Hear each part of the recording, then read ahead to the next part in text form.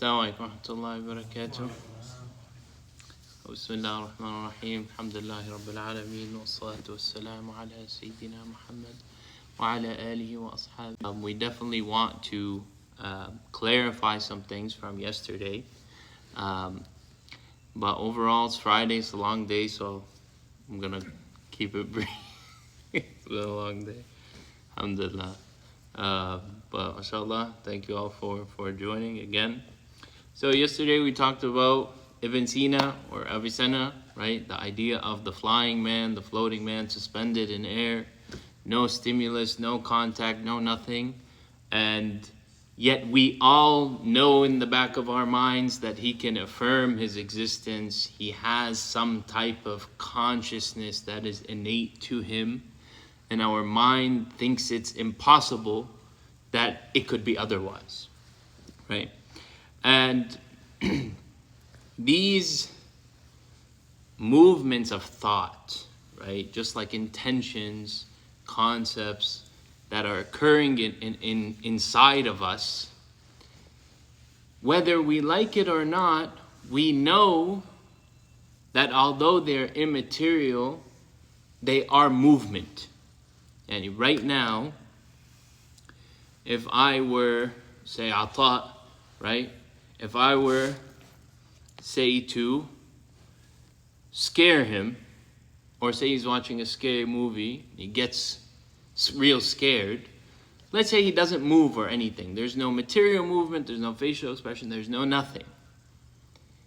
But the fear that he feels inside of him has moved him from one state to another state.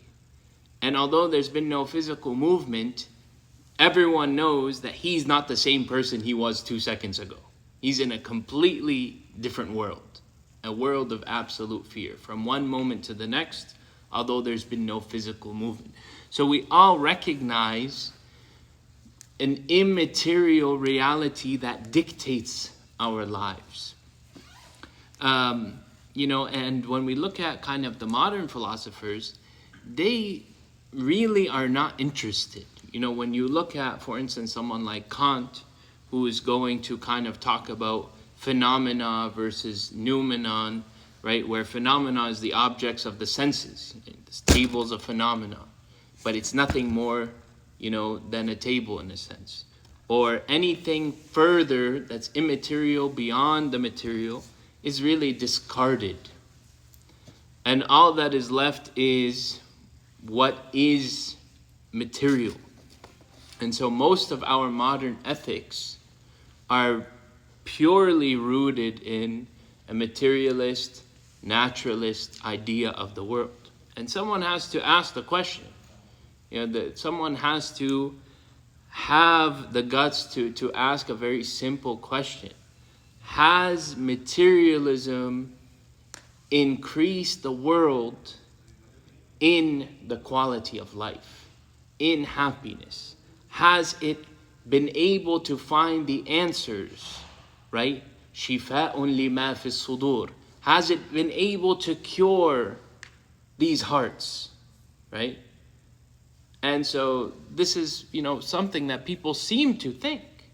They seem to think that they can take a magic pill for everything, right? That they can answer all questions in the material world.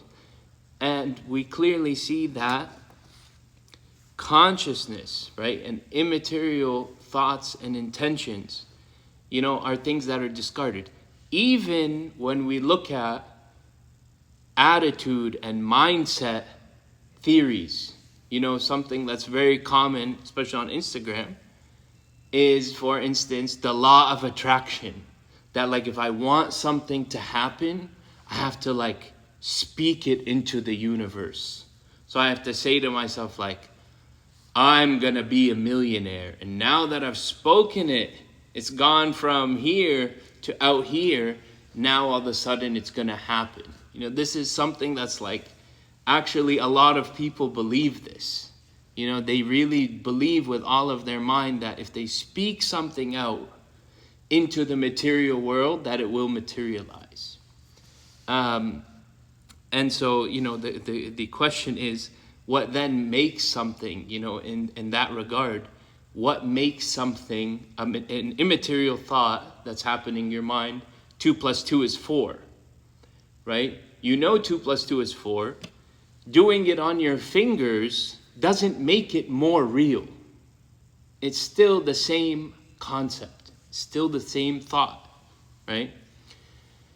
And so we see the delusion, the delusion of materialism, in the sense that, that the common philosophical question, like, if you're wearing, Jordans in the forest, are you even wearing Jordans, right? Because nobody's even seeing them, right? So this is, the problem, at a very basic level. When we talk about consciousness and we connect it with our reality of Islam, you have to recognize, those who, when you're talking religion, right, you're talking at a level where people haven't even accepted the fact that there is something beyond material. You know what I'm saying? So you're talking way over their head. And if they happen to ascribe to a religion, it's as the Quran says, وَجَدْنَا آبَاءَنَا. It's like our parents were doing this. Our culture is doing, our tradition is doing this. And I remember one show that I was watching, and the son says to the dad, you didn't teach us religion. You didn't teach us religion. And he said, son, I taught you baseball. As in to say, these kind of subcultures and these pockets of reality that have done enough in people's minds to be sufficient as a culture, as a religion, right? And have nothing to do with consciousness. So that's why, when we want to emphasize this, important reality, that, the bringing forth arguments, just like Ibrahim alayhi salam brings forth the creative genius, right? The creative, as they say, the mad genius himself, Ibrahim alayhi salam, right?